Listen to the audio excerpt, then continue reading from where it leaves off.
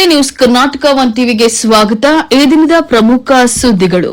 ಚಕ್ಕಾಬಾರ ಕಿರುಚಿತ್ರದ ಚಿತ್ರೀಕರಣ ಮುಕ್ತಾಯ, ಅತಿ ಶೀಘ್ರದಲ್ಲಿ ನಿಮ್ಮ ನೆಚ್ಚಿನ ಯೂಟ್ಯೂಬ್ ಚಾನೆಲ್ನಲ್ಲಿ ಬಿಡುಗಡೆ.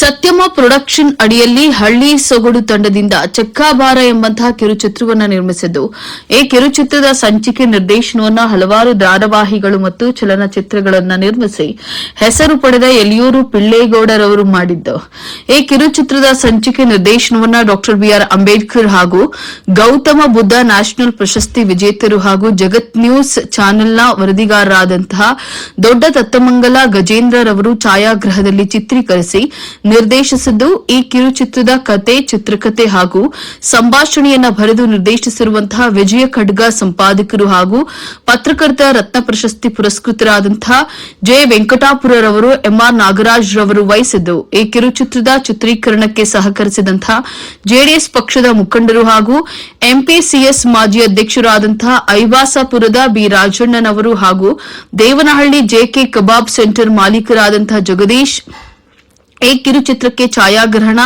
ಸಹಾಯಕರಾಗಿ ಯಲಹಂಕ ಮಾಲಿಂಗರವರು ಕಾರ್ಯನಿರ್ವಹಿಸಿದ್ರು.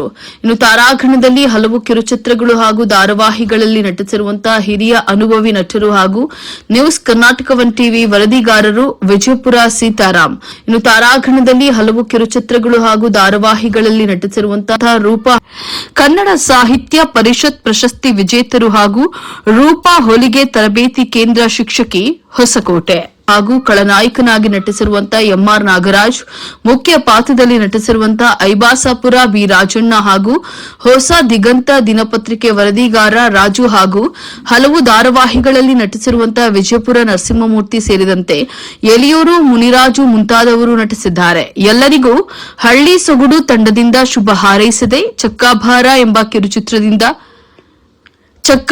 ಎಂಬ ಕಿರುಚಿತ್ರ ಭರದಿಂದ ಚಿತ್ರೀಕರಣ ಮುಗಿಸಿ ಶೀಘ್ರದಲ್ಲೇ ನಿಮ್ಮ ನೆಚ್ಚಿನ ಯೂಟ್ಯೂಬ್ ಚಾನೆಲ್ನಲ್ಲಿ ಬಿಡುಗಡೆ ಮಾಡಲಿದೆ. ಸರ್ವರು ಸಹಕರಿಸಿ, ಪ್ರೋತ್ಸಾಹಿಸಿ, ಆಶೀರ್ವದಿಸಿ.